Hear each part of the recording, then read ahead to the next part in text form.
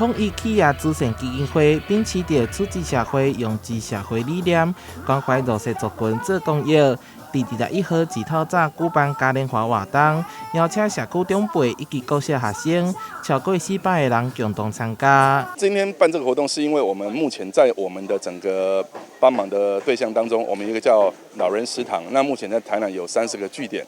那第二个是有关我们说培力专案，那么也针对我们偏乡的小学，我们提供一些相关的资源，让他们购买一些设备，包括像乐器等等等，还有我们的营养专案。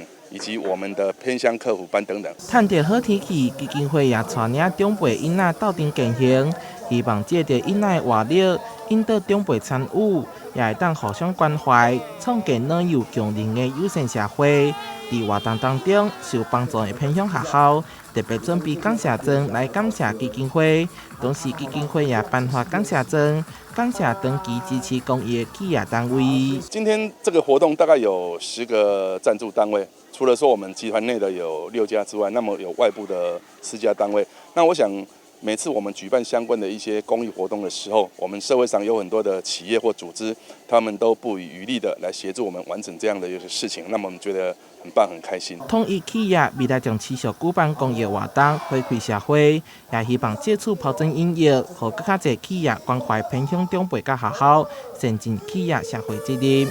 台南新闻社会采访报道。